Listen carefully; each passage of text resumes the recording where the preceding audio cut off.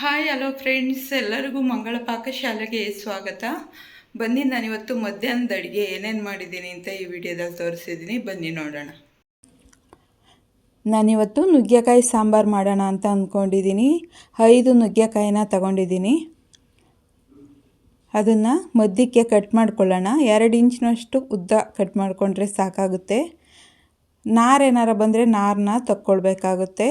ಮಧ್ಯದಲ್ಲಿ ಹಿಂಗೆ ಕಟ್ ಮಾಡ್ದಂಗೆ ನಾರು ಬಂದರೆ ತಕ್ಕೊಳ್ಳೋಣ. ಇಷ್ಟಿಷ್ಟು ಉದ್ದ ಕಟ್ ಮಾಡಿಕೊಂಡ್ರೆ ಸಾಕಾಗುತ್ತೆ. ಈ ರೀತಿ ಕಟ್ ಮಾಡಿದಾಗ ನಾರು ಬಂದರೆ ಅದನ್ನು ತಕ್ಕೊಳ್ಳೋಣ. ಇದೇ ರೀತಿ ಎಲ್ಲದನ್ನು ಕಟ್ ಮಾಡ್ಕೊಳ್ಳೋಣ.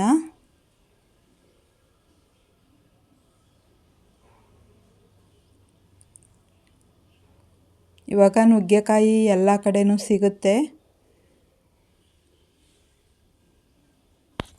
ಮದುವೆ ಫಂಕ್ಷನ್ಗಳಾಗಲಿ ನುಗ್ಗೆಕಾಯಿ ಹಾಕ್ತಾನೆ ಇರ್ತಾರೆ. ಟೇಸ್ಟ್ ಅಷ್ಟು ಚೆನ್ನಾಗಿರುತ್ತೆ. ನುಗ್ಗೆಕಾಯಿ ಸೇರಿಸಿದ್ರೆ 2 ನುಗ್ಗೆಕಾಯಿ ಹಾಕಿದ್ರು ಸಾಂಬಾರು ತುಂಬ ಚೆನ್ನಾಗಿರುತ್ತೆ. ಈಗ ಕಟ್ ಮಾಡಿದ್ದಾಯಿತು. 1 ಗೆಡ್ಡೆ ಈರುಳ್ಳಿನ ಕಟ್ ಮಾಡಿ ಇಟ್ಕೊಳ್ತಾ ಇದ್ದೀನಿ.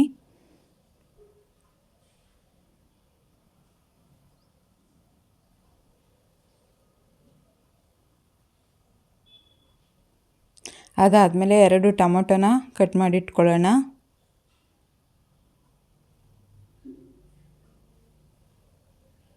ಒಂದು ಸ್ವಲ್ಪ ಕರಿಬೇವನ್ನ ತೆಗೆದಿಟ್ಕೊಂಡಿದ್ದೀನಿ ಒಗ್ಗರಣೆಗೆ. ಕಾಫಿ ಲೋಟದಲ್ಲಿ 1 ಲೋಟದಷ್ಟು ತೊಗರಿಬೇಳೆನ ತಗೊಂಡಿದ್ದೀನಿ. ಅದಾದಮೇಲೆ ಒಂದು 4ರಿಂದ 5 ಸ್ಪೂನು ತೆಂಗಿನ ತುರಿನ ಸೇರಿಸ್ಕೊಂಡಿದ್ದೀನಿ. ಅದಾದಮೇಲೆ ಒಂದು 3 ಸ್ಪೂನ್ನಷ್ಟು ಕಡಲೆನ ಸೇರಿಸ್ಕೊಂಡಿದ್ದೀನಿ. ಆ ಸ್ಪೂನಲ್ಲಿ ಸಾಂಬಾರು ಗಟ್ಟಿಯಾಗಲಿ ಅನ್ನೋದಕ್ಕೋಸ್ಕರ ಟೇಸ್ಟ್ ಚೆನ್ನಾಗಿ ಬರುತ್ತೆ. 2 ಸ್ಪೂನ್ನಷ್ಟು ಅಚ್ಕಾರದ ಪುಡಿ ಸೇರಿಸ್ಕೊಂಡಿದ್ದೀನಿ. 1 ಸ್ಪೂನ್ನಷ್ಟು ಧನಿಯಾ ಪುಡಿನ ಸೇರಿಸ್ಕೊಂಡಿದ್ದೀನಿ. ಒಂದು ಅರ್ಧ ಪೀಸ್ನಷ್ಟು ಈರುಳ್ಳಿ, ಒಂದು ಅರ್ಧ ಪೀಸ್ನಷ್ಟು ಟೊಮೊಟೊನ ಸೇರಿಸ್ಕೊಂಡು ನುಣ್ಣಗೆ ರುಬ್ಕೊಂಬಂದುಬಿಡೋಣ. ಈಗ ರುಬ್ಬಿ ರೆಡಿಯಾಗಿದೆ. ಗ್ಯಾಸ್ ಮೇಲೆ ಒಂದು ಕುಕ್ಕರ್ನ ಇಟ್ಕೊಂಡಿದ್ದೀನಿ. ಕುಕ್ಕರ್ ಚೆನ್ನಾಗಿ ಕಾದ್ಮೇಲೆ ಒಂದು 2 ಸ್ಪೂನ್ ಎಣ್ಣೆನ ಸೇರಿಸ್ಕೊಳ್ಳೋಣ. ಎಣ್ಣೆ ಚೆನ್ನಾಗಿ ಕಾದ್ಮೇಲೆ 1/4 ಸ್ಪೂನ್ ಸಾಸಿವೆ, 1/4 ಸ್ಪೂನ್ ಜೀರಿಗೆನ ಸೇರಿಸ್ಕೊಳ್ತಾ ಇದ್ದೀನಿ. ಸಾಸಿವೆ ಜೀರಿಗೆ ಚೆನ್ನಾಗಿ ಚಟಪಟ ಅಂದಮೇಲೆ ಕಟ್ ಮಾಡಿ ಇಟ್ಕೊಂಡಿರೋ ಈರುಳ್ಳಿ ಮತ್ತು ಕರಿಬೇವನ್ನ ಸೇರಿಸ್ಕೊಳ್ತಾ ಇದ್ದೀನಿ.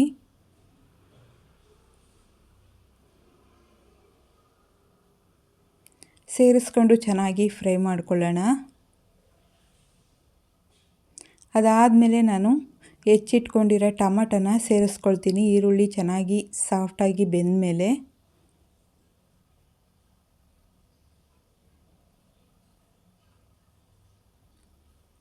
ಇದನ್ನು ಚೆನ್ನಾಗಿ ಫ್ರೈ ಮಾಡ್ಕೊಳ್ಳೋಣ.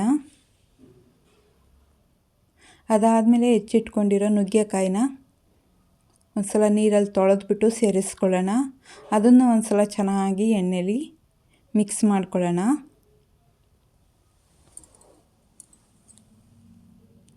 ಒಗ್ಗರಣೆಲಿ ಚೆನ್ನಾಗಿ ಫ್ರೈ ಆದಮೇಲೆ ನಾನು ರುಬ್ಬಿಟ್ಕೊಂಡಿರೋ ಖಾರನ ಸೇರಿಸ್ಕೊಳ್ತಾ ಇದ್ದೀನಿ.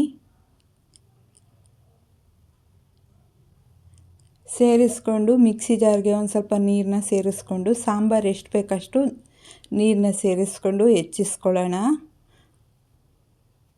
ಅದಾದಮೇಲೆ ನಾನು ತೊಗರಿಬೇಳೆ ತಗೊಂಡಿದ್ನಲ್ಲ ಅದನ್ನು ತೊಳೆದು ಸೇರಿಸ್ಕೊಳ್ತಾ ಇದ್ದೀನಿ. ರುಚಿಗೆ ಎಷ್ಟು ಬೇಕಷ್ಟು ಉಪ್ಪನ್ನು ಸೇರಿಸ್ಕೊಂಡು ಚೆನ್ನಾಗಿ ಒಂದು ಸಲ ಮಿಕ್ಸ್ ಮಾಡ್ಕೊಳ್ಳೋಣ. ಮಿಕ್ಸ್ ಮಾಡ್ಕೊಂಡಿದ್ದಾದಮೇಲೆ ನಾವು ಕುಕ್ಕರ್ನ ಮುಚ್ಚಿಬಿಟ್ಟು 2 ವಿಷಲ್ ಬರೋವರೆಗೂ ಕೂಗಿಸ್ಕೊಳ್ಳೋಣ. ಸಾಂಬಾರು ಕೂಗೋದ್ರೊಳಗೆ ನಾವು ಅನ್ನ ರೆಡಿ ಮಾಡ್ಕೊಳ್ಳೋಣ. ಈ ಲೋಟದಲ್ಲಿ 1.5 ಲೋಟದಷ್ಟು ಅಕ್ಕಿನ ಸೇರಿಸ್ಕೊಂಡಿದ್ದೀನಿ. ಸೇರಿಸ್ಕೊಂಡು ತೊಳೆದ್ಬಿಟ್ಟು ಇಟ್ಕೊಳ್ತಾ ಇದ್ದೀನಿ. 1 ಲೋಟ ಅಕ್ಕಿಗೆ 2 ಲೋಟ ನೀರಿನಂಗೆ ಸೇರಿಸ್ಕೊಂಡಿದ್ದೀನಿ. ನಾನು 1.5 ಲೋಟ ಅಕ್ಕಿನ ಸೇರಿಸಿರೋದ್ರಿಂದ 3 ಲೋಟ ನೀರು ಸೇರಿಸ್ಕೊಂಡಿದ್ದೀನಿ. ಅದನ್ನು ಗ್ಯಾಸ್ ಆನ್ ಮಾಡಿಕೊಂಡು ಒಂದು ಕೂಗಿಸ್ಕೊಳ್ತೀನಿ.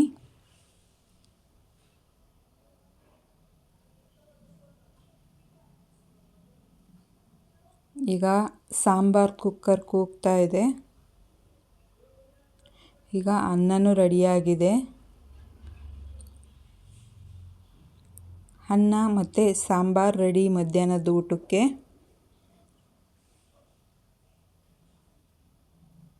ಬನ್ನಿ ಊಟ ಮಾಡೋಣ.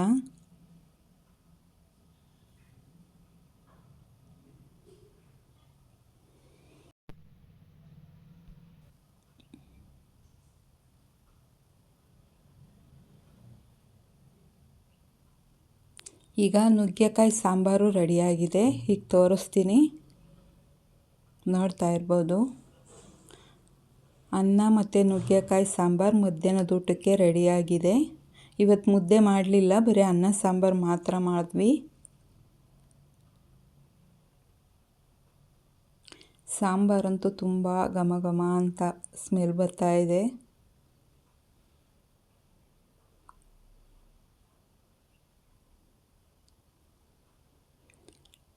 ನೋಡಿದ್ರಲ್ಲ ಫ್ರೆಂಡ್ಸ್, ನುಗ್ಗೆಕಾಯಿ ಸಾಂಬಾರು ಅನ್ನ ಮಧ್ಯಾಹ್ನದ ಊಟಕ್ಕೆ ಏನೆಲ್ಲ ಮಾಡಿದ್ದೀನಿ ಅಂತ ನಾನು ಈ ವಿಡಿಯೋದಲ್ಲಿ ತೋರಿಸಿದ್ದೀನಿ.